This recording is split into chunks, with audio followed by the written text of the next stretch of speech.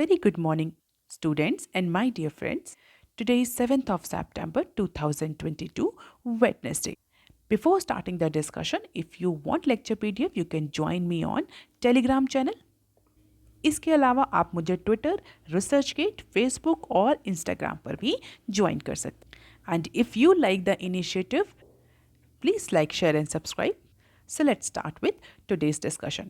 Motivation of the day is it is never too late to be what you might have been. आज के discussion में हम ये सारे न्यूज़ आर्टिकल्स कवर करेंगे। अप्रॉक्सीमेटली 12 न्यूज़ आर्टिकल्स हम डिस्कस करेंगे। तो देख लेते हैं आज का पहला न्यूज़ आर्टिकल, जो कि बिजनेस स्टैंडर्ड के पेज नंबर 2 पर दिया हुआ है, और इसी के साथ पेज नंबर 1 पर दिए हुए आर्टिकल्स भी हम इस सेक्शन में कवर करेंगे।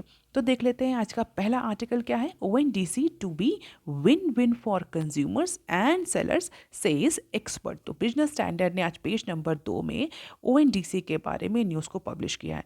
अपनी न्यूज़ एनालिसिस में हम कई बार ओएनडीसी के बारे में डिस्कस कर चुके हैं। What is ONDC? Open network for digital commerce. ये गवर्नमेंट का एक डिजिटल इनिशिएटिव है, जहां पर सेलर्स और बायर्स को एक डिजिटल नेटवर्क प्रोवाइड किया जाएगा सेलिंग एंड बाइंग करने के लिए। तो बेसिकली ये ओपन डिजिटल नेटवर्क होगा, जो कि बायर्स को और सेलर्स को कनेक्ट करेगा। और इसका पिछले कई टाइम से इसकी पायलट स्टडी चल रही है। What is pilot study? It's basically a testing. पहले कुछ रिटेलर्स को ऐड किया गया, कुछ सेलर्स को ऐड किया गया, कुछ सिटीज़ में उसे लॉन्च किया गया। तो डिफरेंट फॉर्म्स में, डिफरेंट फॉर्मेट में इसकी टेस्टिंग हुई है। But now after testing, after the success of pilot study, this open network for digital commerce is all set to open for public this month. तो फिलहाल के लिए ये इस मंथ पब्लिक को के लिए भी ओपन कर दिया जाएगा, या उसके लिए भी लॉन्च कर दिया जाएगा। और इसमें किसी भी तरह के बायर्स या सेलर्स पार्टिसिपेट कर सकते हैं। उनके पास ऑप्शन है कि वो अपने रजिस्टर्ड वेंडर से, जो रजिस्टर्ड वेंडर मतलब जो इस पर्टिकुलर ओएनडीसी प्लेटफॉर्म में जो रजिस्टर्ड वेंडर्स हैं उनसे खरीद सके, जो रजिस्टर्ड कस्टमर्स हैं वो खरीद सके। तो रजिस्टर्ड वेंडर्स होंगे, कस्टमर्स चाहे होलसेल कस्टमर्स हों, रिटेल कस्टमर्स हों, they can buy product or they can avail services from the registered vendors on this network. तो अब इस प्लेटफॉर्म को लेकर के, इस इनिशिएटिव को लेकर के बहुत ज़्यादा प्रमोशन हो रहा है, और उस प्रमोशन में डिफरेंट प्रोग्राम्स इनिशिएट किए जा रहे हैं, डिफरेंट प्रोग्राम्स कंडक्ट किए जा रहे हैं। एज ऑफ नाउ अगर हम एक्सपर्ट्स का पॉइंट ऑफ व्यू लें, तो एक्सपर्ट के अकॉर्डिंग अभी फिलहाल के लिए इस ओएनडीसी नेटवर्क को डेवलप होने में एज अ कंसेप्ट इंडिया में टाइम लगेगा, क्योंकि this is a one of its और first of its kind initiative in the world में अभी भी इस तरह का कोई भी इनिशिएटिव, ये ओएनडीसी की तरह कोई इनिशिएटिव नहीं अवेलेबल है, नहीं लॉन्च किया गया है। तो इंडिया में ये ओएनडीसी, ये जो ओपन नेटवर्क है, किस तरीके से परफॉर्म करेगा, इसकी एक्सेप्टेबिलिटी क्या होगी, स्प्रेड क्या होगा, डिफ्यूजन कैसा होगा, ये देखने में फ़िलहाल के लिए अभी टाइम लगेगा। Although it will provide another option to the consumer, another means जो Amazon, Flipkart जैसे options हैं उनसे alternative provide करेगा consumers को कि वो ONDC पे जा कर के ऑनलाइन खरीद सके। जैसे कि इंडिया में यूपीआई आया था, उस समय भी यूपीआई को लेकर के बहुत ज़्यादा स्पेकुलेशन थे। जितने भी पेमेंट ऑनलाइन पेमेंट थे उसको यूपीआई के थ्रू कंडक्ट करने का गवर्नमेंट ने डिसीजन लिया था। इसी तरीके से जिस तरीके से ई कॉमर्स इंडिया में पेनिट्रेट कर रहा है, जिस तरीके से फॉरेन प्लेयर्स जो हैं डोमिनेट कर रहे हैं ई कॉमर्स को, तो उस मार्केट को रेगुलेट करने के लिए, स्मॉल वेंडर्स को प्रमोट करने के लिए गवर्नमेंट ने ये ओएनडीसी इनिशिएटिव लॉन्च किया है। And one of the very peculiar and interesting characteristics under ONDC is that it envisaged that a buyer registered on a one participating e-commerce site, maybe for Flipkart, for example, for Flipkart, Amazon, may purchase goods from seller on another participating e-commerce platforms. It means if one buyer is registered in Amazon, he or she can buy from Flipkart as well. And definitely it is not for profit organization, and it will also offer a network to enable the local digital commerce stores. All across the industry, all across the sector.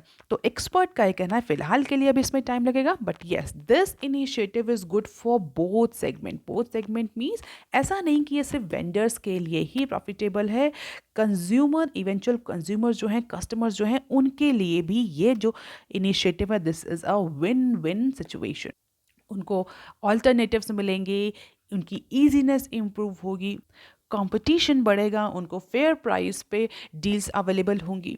ये बहुत सारे जो इन्हें advantage हैं ये customer section को होंगे। Vendors को, उनको जो छोटे छोटे वेंडर्स हैं उनके लिए अब वो भी अब ऑनलाइन आ सकते हैं। उनको बहुत ह्यूज अमाउंट या ह्यूज इन्वेस्टमेंट नहीं करना है ऑनलाइन सर्विसेज प्रोवाइड करने के लिए। They can easily provide their online services, online product and services through this ONDC platform. So the distinct characteristics is network that all sellers will be able to find the all buyers irrespective of the platforms in which they are registered or they are assessing the services or product. So simply put, अगर किसी भी buyer ने ONDC का logo लगा लिया है, he can simply access all the sites, all the e-commerce sites without registration. It means अगर Paytm पे login किया है, he or she can buy the product from any other website like Snapdeal से खरीद सकता है, फ्लिपकार्ट पर रजिस्टर है, अमेजोन से खरीद सकता है। इस तरह की इंटरऑपरेटेबिलिटी भी प्रोवाइड करी जाएगी इस प्लेटफॉर्म के तहत। हालांकि एक्सपर्ट का कहना है it will take time although it is beneficial for both the segment. इसी के साथ एक इंटरव्यू भी पब्लिश हुआ है इस न्यूज़ में ओएनडीसी के चीफ एग्जीक्यूटिव ऑफिसर का। उनका ही कहना है, उनसे क्वेश्चन पूछा गया कि जो बड़े प्लेयर्स हैं, big players like Flipkart, Amazon, ये कब आएंगे इस ओएनडीसी प्लेटफॉर्म पर। तो as an expert, as an chief executive officer, उनका ही कहना है कि जो एग्जिस्टिंग प्लेयर्स हैं they will join the ONDC once ONDC will enter into the double digit growth, double digit level of penetration. As of now ONDC का जो purpose है that is inclusive, means big और small दोनों ही तरह की entities को promotion दिया जाएगा। ऐसा नहीं कि सिर्फ स्मॉल एंटिटीज़ को प्रमोट किया जाए, बिग एंटिटीज़ को भी प्रमोट किया जाएगा। But as of now big entities ये तभी ज्वाइन करेंगे जब ये डबल डिजिट ग्रोथ रेट पर ओएनडीसी आ जाएगा, और जो कि बहुत जल्दी फिलहाल के लिए आने वाला है। ट्रांजैक्शन लिमिट के बारे में पूछा गया, there is no transaction limit. Wholesalers, buyers, retailer buyers, they both types of buyers can purchase any limit through this platform. अब देख लेते हैं article number 2 that is given on page number 3 of business standard. Government looks to privatise PSU in fertiliser sector. तो banking sector के बाद अब government fertiliser sector को देखिए। जैसे कि डिफरेंट एक्सपर्ट्स ये कह रहे हैं गवर्नमेंट का बिजनेस बिजनेस करना नहीं है, गवर्नमेंट का बिजनेस गवर्नेंस करना है।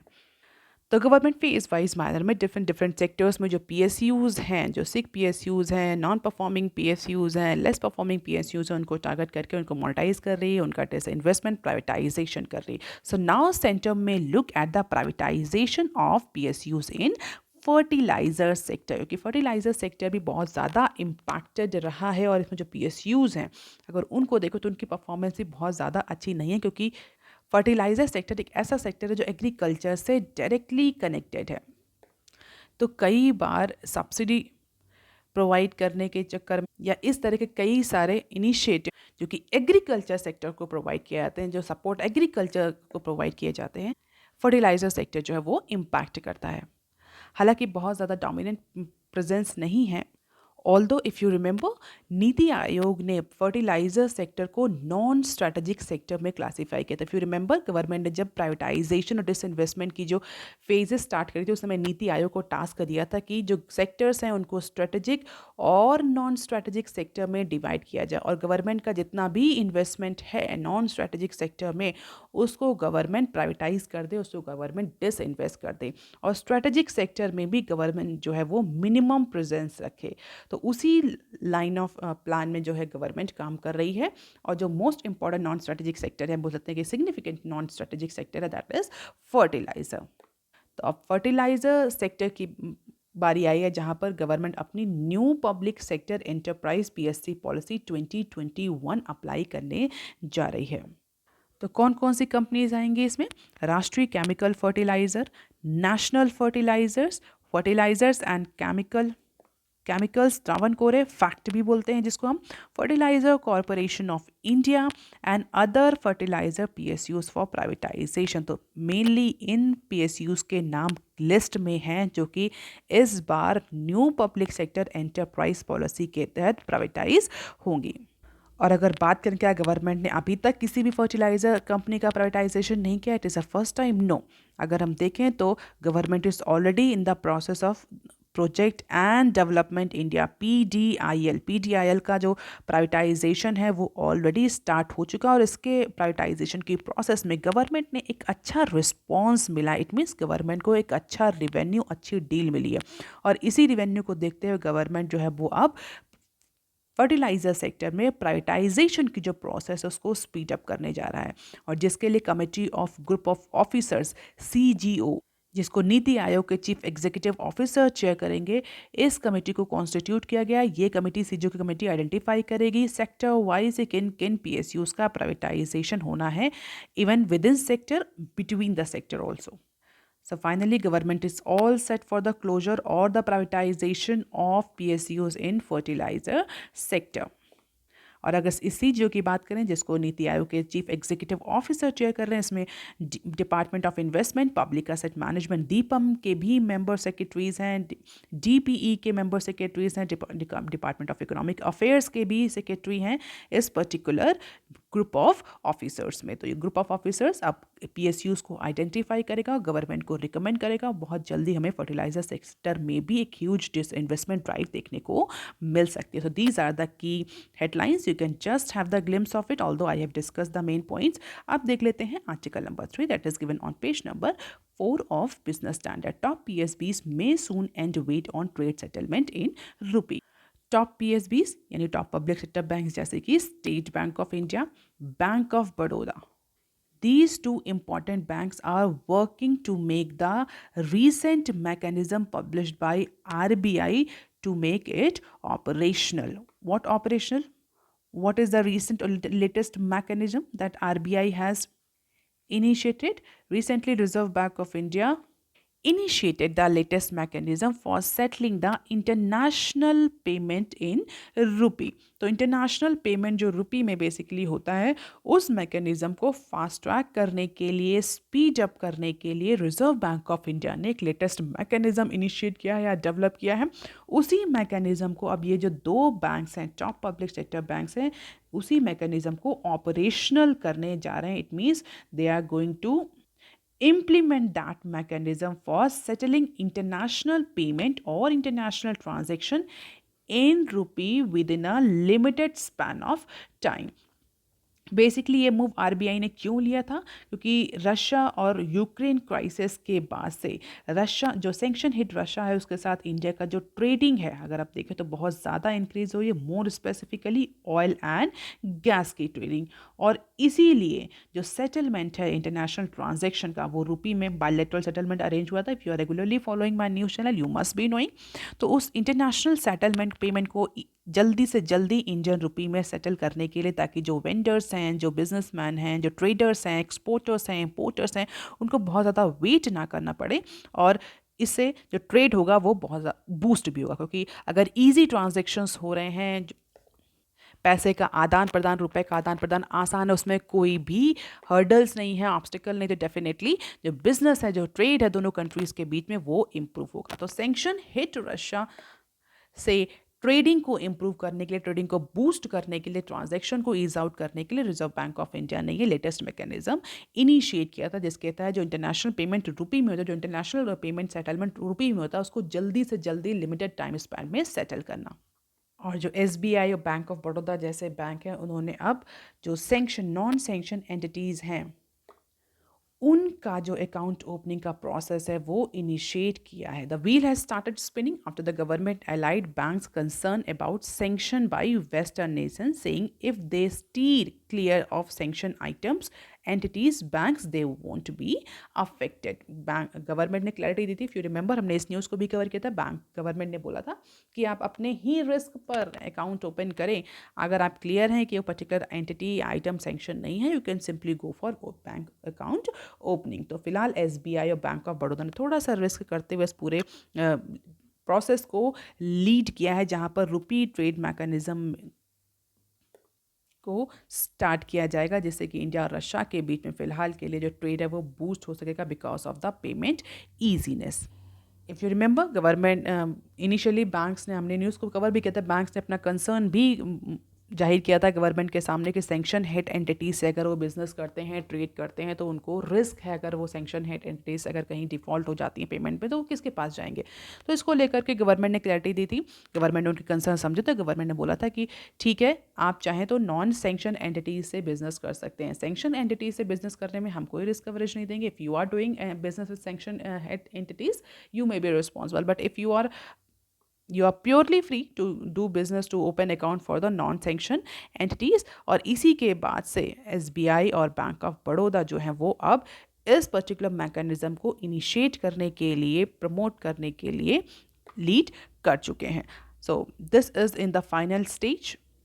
SBI BOB in the process of making the rupee trade settlement operational। और अगर ये प्रॉपरली वर्क कर गया ये मैकेनिज़्म, तो रशिया, ईरान, श्रीलंका, ऐसे कंट्रीज़ जो कि सेंक्शन हेड कंट्रीज़ हैं, उनसे बिजनेस करने में इंडियन ट्रेडर्स को, इंडियन एक्सपोर्टर इंपोर्टर्स को ईज आउट होगा। फिलहाल के लिए अगर हम देखें तो ट्रेड डेफिसिट की situation, so trade deficit with Russia has widen approximately $4.13 billion in the month of June, and in the month of may it was only 2.5, तो जस्ट डबल हो गया अगर हम देखें तो। हालांकि फिलहाल these are the geopolitical situation, इसको हम अभी फिलहाल के लिए यहाँ डिस्कस नहीं करेंगे। अब देख लेते हैं article number 4 that is given on page number 8 of business standard. Exporters see bright spot amid the global headwinds. कई बार हम इस न्यूज़ को कवर कर चुके हैं, रिसेंटली हमने डिस्कस भी किया है कि इंडिया का जो ट्रेड डेफिसिट है, जो कैड है, वो कंटिन्यूसली इंक्रीज होता जा रहा है। चाइना में रिसेशन के बाद, हम बोलते चाइना में रिसेशनरी विंड्स के बाद से इंडिया का एक्सपोर्ट वहाँ भी डिक्लाइन हुआ है, रशिया से भी हमारा एक्सपोर्ट डिक्लाइन हुआ है, हालांकि हमारा इंपोर्ट तो बहुत ज़्यादा इंक्रीज हुआ है because of the crude oil and gas trade. लेकिन ओवरऑल अगर हम इंडिया का ट्रेड डेफिसिट देखें, इंडिया का एक्सपोर्ट इंपोर्ट देखें, तो रिसेंटली जो हमारा एक्सपोर्ट है वो डिक्लाइन कर रहा है, और जो हमारा इंपोर्ट है या हमारे इंपोर्ट बिल्स हैं वो बढ़ रहे हैं।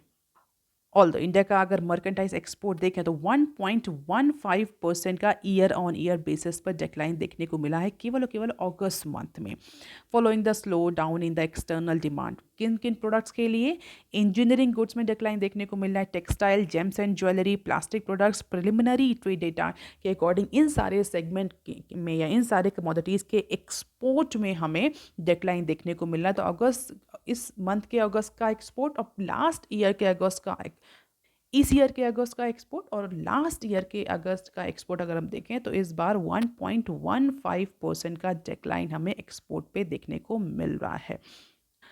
एक्सपर्ट्स का ये कहना है कि जो जियोपॉलिटिकल रिस्क ट्रिगर हो गया है रशिया यूक्रेन क्राइसिस के बाद से, जिसकी वजह से जो इंडिया का एक्सपोर्ट है वो डिक्लाइन कर रहा है। एक तो पैंडेमिक से कुछ रिकवरी हुई थी, और इसके इमीडिएटली बाद है रशिया यूक्रेन क्राइसिस हो गया, जिसकी वजह से इन्फ्लेशन बहुत ज़्यादा इंक्रीज़ हो रहा है। कुछ इकोनॉमीज़ जो हैं वहाँ पर रिसेशनरी कंडीशंस आ रही हैं, स्पेशली ऐसी इकोनॉमीज़ जिनसे इंडिया का अच्छा खासा बिजनेस था, जिसकी वजह से डिमांड जो है इंडिया के एक्सपोर्ट प्रोडक्ट्स की वो गिर गई है, वीक डिमांड है, चाहे वो चाइना में हो, चाहे वो यूरोपियन यूनियन में हो, चाहे वो यूनाइटेड स्टेट्स में हो, क्योंकि ये सारे रीज़न जो है वो हाई इन्फ्लेशन फेस कर रहे हैं। हाई इन्फ्लेशन की वजह से डिमांड जो है वो बहुत ज़्यादा कम है, जिसका इम्पैक्ट हमें इंडिया के एक्सपोर्ट पर देखने को मिल रहा है। इवन कुछ कमोडिटीज़ पर तो एक्सपोर्ट रिस्ट्रिक्शंस भी लगाए गए हैं इन कंट्रीज़ में, resulted in the deceleration of goods export through India. Although apart from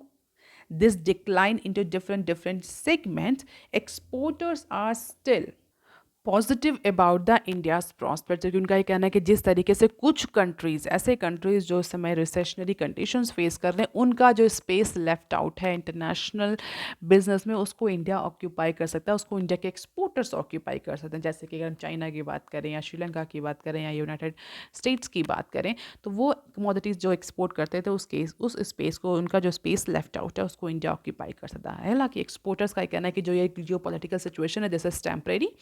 Once these geopolitical situations will subside, the India's export will increase tremendously. Apart from it, जिस तरह से currency depreciation हो रहा है उसको भी देख करके जो exporters हैं they are anticipating good export in upcoming time. So this is the top 10 key commodities that has been exported from India in the month of August. So engineering goods से लेकर के हम plastic and लिनोलियम तक की ये इतने commodities जो हैं वो उसको एक्सपोर्ट करते हैं। तो हम देख सकते हैं मोस्ट ऑफ द कमोडिटीज़ के केस में हमें डिक्लाइन देखने को मिल रहा है अगस्त के मंथ में। ओवरऑल 1.15% का डिक्लाइन इंडिया के एक्सपोर्ट में अगस्त मंथ में विजिबल है। Reason geopolitical situations. अब देख लेते हैं some other news clips. India's first nasal vaccine for Covid receive DCGI notes. What is DCGI? It is drug controller general of India. Basically किसी भी तरह के ड्रग वैक्सीन को अप्रूवल देती है ये रेगुलेटरी अथॉरिटी। तो ट्यूसडे को DCGI ने इंडिया की बोल सकते हैं कंट्री की फर्स्ट इंट्रा नेजल कोविड-19 वैक्सीन जो कि भारत बायोटेक ने बनाई है उसको अप्रूवल दे दिया। What is the name of this nasal vaccine? Bharat biotechs Incovacc. तो रिस्ट्रिक्टेड इमरजेंसी यूज़ का परमिशन मिला है। इमरजेंसी यूज़ हमने कई बार डिस्कस किया है जब कोविड-19 की वैक्सीन का अप्रूवल हो रहा था। तो रिस्ट्रिक्टेड इमरजेंसी यूज़ की परमिशन मिली है 18 साल से ऊपर के इंडिविजुअल को। तो this is the first nasal vaccine as a new defence against कोविड-19। और ऐसा कहा जा रहा है कि it will be easy to administer, it will be cost effective specially for low and middle income country. तो ये गेम चेंजर हो सकती है in case of fight against कोविड-19 वैक्सीन। अगर ये सक्सेसफुल होती है तो उससे कोई रिसेंट साइड इफेक्ट्स देखने को नहीं मिलते हैं।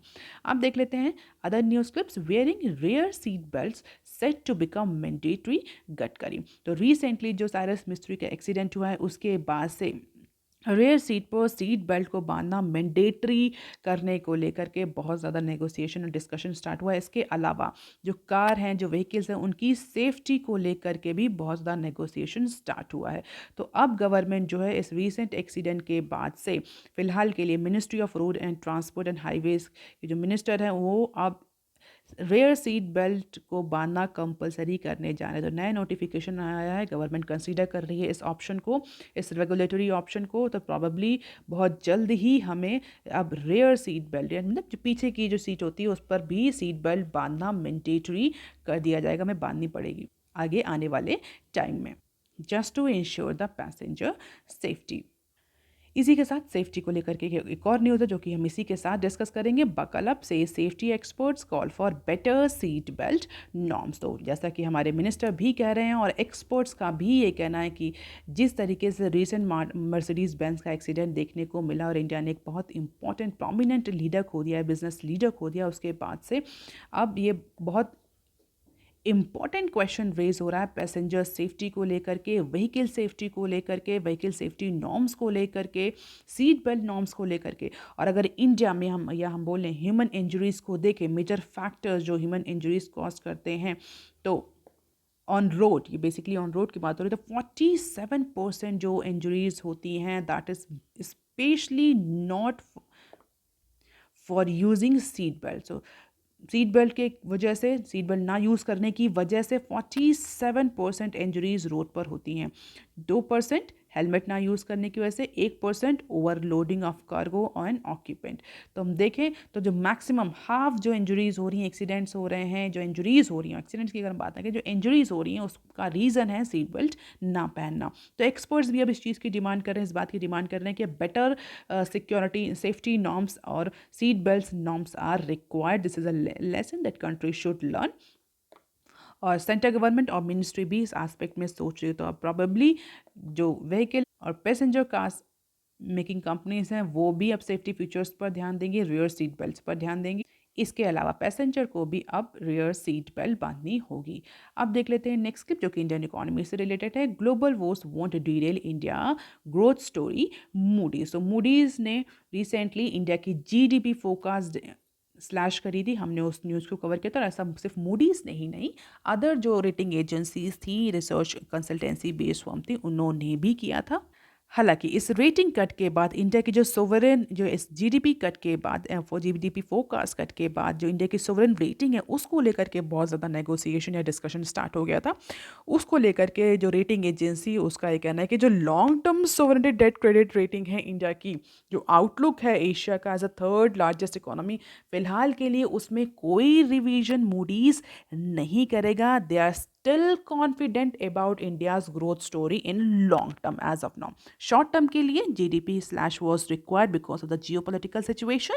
It is rational, but long term में इंडिया की जो ग्रोथ है वो ग्लोबल geopolitical situations की वजह से, ग्लोबल इकोनॉमिक सिचुएशंस की वजह से बहुत ज़्यादा इम्पैक्ट नहीं करेगी, डीरेल नहीं होगी, ऐसा मूडीज़ का कहना है। इसीलिए मूडीज़ ने इंडिया की जो long term sovereignty debt rating है उसको रिटेन करके रखा है। इंडिया का जो आउटलुक है as a Asia's third largest economy उसको भी रिटेन करके रखा है। क्यों? क्योंकि अगर इंडिया का क्रेडिट प्रोफाइल देखा जाए तो credit profile is very strengthen because of the large and diversified economic indicator. External जो पोजीशन है, एक्सटर्नल जो बैलेंसेस है वो भी अभी स्ट्रॉन्ग है, स्टेबल डोमेस्टिक फाइनेंसिंग है। इन सब की वजह से फिलहाल के लिए जो इंडिया का लॉन्ग टर्म प्रोस्पेक्ट है वो अभी स्ट्रॉन्ग है, वो अभी स्टेबल है। दैट इज वाई इंडिया की ग्रोथ स्टोरी लॉन्ग टर्म में डिरेल नहीं होगी बिकॉज ऑफ दिस ग्लोबल वोस। इसके अलावा नोमुरा ने भी इंडिया का जो कैट का एस्टिमेट है वो रिवाइज कर दिया है। नोमुरा एक्सपेक्ट की जो इंडिया का कैट है that is current account deficit as a share of GDP वो ट्रिपल हो जाएगा इस फाइनेंशियल ईयर में, क्योंकि जिस तरीके से इंपोर्ट बिल बढ़ रहे हैं उसको देखते हुए, जिस तरह से इंडिया की डिपेंडेंसी है एक्सटर्नल मार्केट में क्रूड ऑयल, एनर्जी और कुछ कमोडिटीज़ को लेकर के, डेफिनेटली इंडिया का जो करंट अकाउंट डेफिसिट है वो बढ़ेगा क्योंकि इंडिया के इंपोर्ट्स बिल बढ़ेंगे और उस प्रोपोर्शन में इंडिया का एक्सपोर्ट नहीं बढ़ रहा। हमने भी रिसेंटली देखा अगस्त में 1.15% का डिक्लाइन देखने को मिल रहा है। तो in a note to research house, CAD is expected to be approximately 3.5% of GDP। ये नोमुरा की एक्सपेक्टेशन है 3.5 and it's a huge amount. अगर आपकी जीडीपी का 3.5% आपका कैड हो रहा है, करंट अकाउंट डेफिसिट हो रहा है। लास्ट ईयर ये नंबर कितना था? इट वॉज 1.2 से अगर हम देखें तो इंक्रीज करके सीधे 3.5 जा रहा है। This a huge increase. Reason inflation, increasing commodity prices. इसके साथ ही इंडिया की इन्फ्लेशन को भी डॉइशा बैंक ने एस्टिमेट किया है कि जो इंडिया में CPI है वो अगस्त के मंथ में 6.9 रहेगी या 9 रही होगी या रहेगी, क्योंकि हम हालांकि अगस्त मंथ तो निकल चुका है लेकिन उसका भी डेटा पब्लिश नहीं हुआ। तो as per the Deutsche India's CPI index और CPI इन्फ्लेशन विल बी 6.9, क्योंकि रिसेंट टाइम में ब्रेंट क्रूड ऑयल के जो प्राइसेस है थोड़ा सा डिक्लाइन हुए, तो जिसका इम्पैक्ट हमें इंडिया के CPI पर देखने को मिलेगा, क्योंकि बास्केट में क्रूड ऑयल का एक सिग्निफिकेंट प्रेजेंस है जो इंडिया की इन्फ्लेशन CPI बास्केट है, कंज्यूमर बास्केट है। तो डॉइचे बैंक के अकॉर्डिंग इंडिया की जो इन्फ्लेशन है अगस्त मंथ की वो अप्रॉक्सीमेटली 6.9 है। हालांकि अभी भी जो RBI की लिमिट है उसके अंदर नहीं है, टॉलरेंस लिमिट जो है। अब देख लेते हैं next clip. India Bangladesh ink first deal on water in 25 years. जैसा कि हमने कल डिस्कस किया था कि बांग्लादेश की प्राइम मिनिस्टर इंडिया की 4 डे की विजिट्स पर हैं और इंडिया से बहुत ज़्यादा कॉपरेशन की डिमांड कर रही। तो फाइनली अब एक हमें पैक देखने को मिला है। और अगर फ्री ट्रेड डील की बात करें तो उसका जो नेगोशिएशन है वो जल्द ही स्टार्ट होने वाला है एज पर द न्यूज़। फिलहाल के लिए इंडिया और बांग्लादेश ने मंगलवार को पहली बार 25 सालों में वाटर डील साइन करी है from Kushiyara river in Assam and 6 other treaties as their leaders spoke of shared culture tradition and solving issue through clear discussion। India और बांग्लादेश में वाटर शेयरिंग को लेकर के बहुत ज़्यादा वाटर डिस्प्यूट्स हैं। इसका रीज़न ये भी है क्योंकि अगर हम डिफरेंट स्टेट्स की बात करें जो कि बांग्लादेश से बॉर्डर टच करते हैं, वहाँ के स्टेट्स में सेंट्रल गवर्नमेंट से बहुत ज़्यादा अच्छे रिलेशन नहीं भी हैं, जिसकी वजह से भी ये डिस्प्यूट्स बहुत टाइम से सॉल्व नहीं हो रहा है। फिलहाल के लिए सेंट्रल गवर्नमेंट का फोकस रहा है बांग्लादेश से जो डिस्प्यूट्स हैं उनको रिजॉल्व करने में, और पहली बार इंडिया और बांग्लादेश ने 25 सालों में वाटर डील साइन करी है। इसके अलावा ह्यूमन कैपिटल, ह्यूमन रिसोर्स की ट्रेडिंग को लेकर के भी 2-3 डील साइन हुई हैं।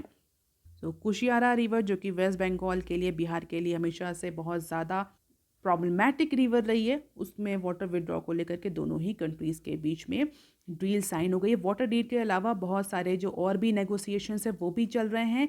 CEPA पर टॉक या फ्री जो ट्रेड डील है उस पर टॉक बहुत जल्दी स्टार्ट होगी। तो बांग्लादेश इंडिया के बीच में कोलैबोरेशन इंक्रीज हो रहा है। आगे आने वाले टाइम में हो सकता है हमें और ज़्यादा डील्स देखने को मिले। That is all for today students. If you want lecture PDF you can join my Telegram channel. Link is given on the front page of the PDF. If you like the initiative, please like, share and subscribe. Thank you.